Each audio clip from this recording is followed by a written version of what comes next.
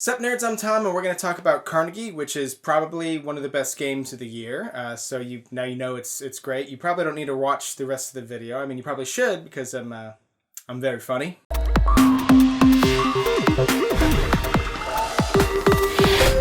Carnegie is a game by the same designers as the game Twa. Now, I haven't played Twa prior to playing this. I played Black Angel, which actually we have a full review for that up on our YouTube channel. You should check that out. But then after playing this, my buddy was like, no, dude, you definitely have to play Twa. Twa is phenomenal. And I played it, and I agree with him. It's really awesome. And this is almost as good, probably on par. I don't think it's better. I probably do like Twa a little bit better, but let's talk about how this one works. There's a lot of different mechanics going on in this game. Obviously, as you can see, there is a big board here where you're creating routes, right? These things up here are just like endgame scoring things.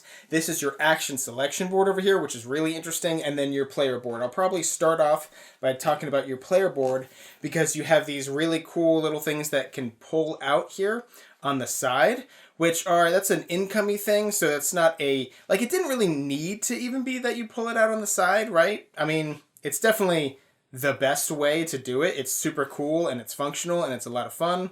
But it's just kind of like an upgraded thing. Like they went the extra mile making these boards in such a way that you could pull these out here. So you have a bunch of meeples on your player board, and this is supposed to be like your office building, which, I mean, I know once I'm done working and I want to go play games, the first thing I want to do is play a game where I'm working again, you know? I mean, but it does work like thematically in the games that you need to have meeples in these different offices because the different buildings are, I'm going to call them multiple things. The rooms, whatever, they are different actions that you get to take, and the number of meeples there will kind of determine the power. So moving your meeples around is one of the actions that you can do, so you can change the power level, so to speak, and whenever you move them, they're laying down, you still have to stand them up. Some of the actions just require meeples to be there. Some of the actions require meeples to leave from your player board to go onto the main board, and then there's a way that you can get them back, which is another big part of the move action. You're not just moving actions because you moving the meeples around because you want to change your mind. I've got two meeples here, now I want to have two meeples over here.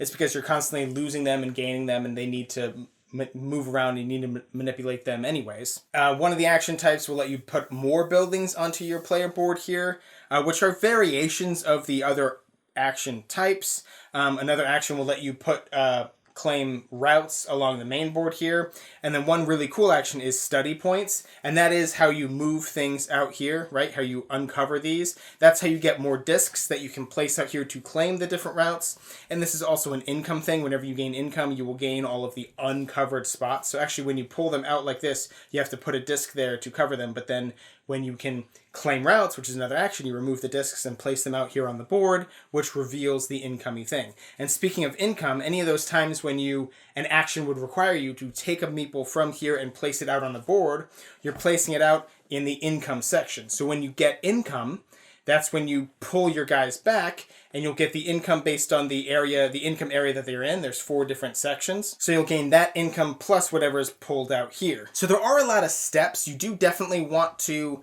make sure that I need to take actions that put guys out here, which are on the income thing, and I want to use the study points to pull these out, right? So that way I have those revealed, but they're not revealed yet. I need to place the discs out here to create the routes, and then I have guys out here in the income area, then I have these things revealed on these little things that I pulled out here. Now when income triggers and I pull these guys back, I'll trigger the income here and the income here, and it does feel a lot of that, a lot of pre-planning. You have to think out multiple turns in advance, and if you have an idea of like, ooh, I want to do this, it's never really you can just do that. You have to do multiple steps, and you really have to think it through. And I've kind of glossed over the biggest portion of the game is the action selection board, and this is randomized. These are little strips, can be put in any order, and there's multiple of them, and they're double-sided. But basically, you'll pick an action that you want to do. There's only the 4 actions, and they're based on what's on your player board. So the move people action, the claim routes out here, the study points one, right? And you can have multiple buildings on your player board that will trigger via that action. Of course, they need to have meeples on there for that to happen, right? Just buying the building isn't enough. You need to have meeples on there.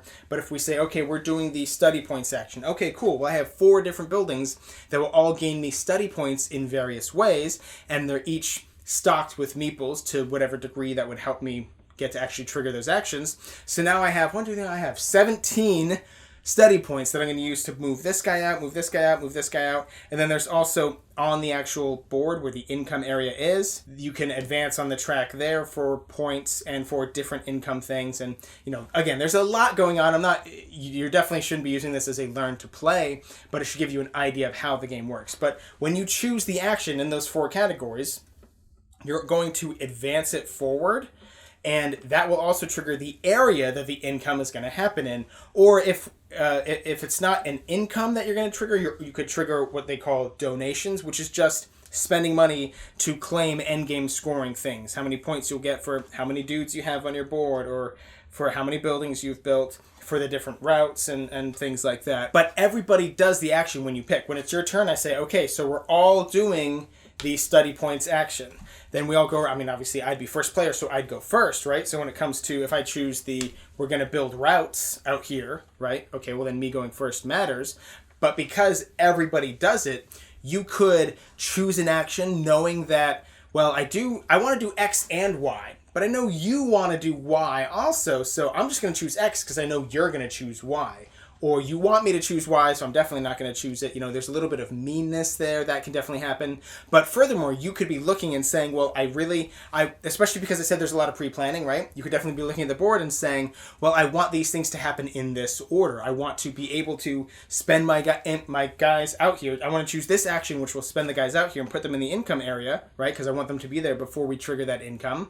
I want to do a study points action because I want to pull these things out so I have the discs available to when we do the build routes action. I want to put those discs out there, and then I want to trigger the action, which is to get income for the West, and I already have my 2 guys out there. That's my plan, but that is dependent on the other players choosing the actions in the order that you want them to do, and they're never going to do that. So those definitely are my 2 biggest negatives for the game. One is that there does feel like there's a lot of pre-planning, like it is pretty tight, like getting a lot of points is like difficult to do so. It feels good when you do it, but it's not one of those games that feels really plentiful where you're always getting something, always gaining stuff. There definitely are times when there's even a token that they include in case this happens where an action could be triggered. Obviously it probably wouldn't be on your turn because otherwise you wouldn't choose it, but an action could be triggered where you just do nothing. You're just like, well, I don't have any guys in that building, or I don't have any discs available, or whatever. And then there's a token to kind of counteract that. Once per game you could say, okay, well, if an action gets triggered and I can do nothing, I'm just going to spend this to choose a different action. So those are probably my biggest negatives. It is a bit of a table hog.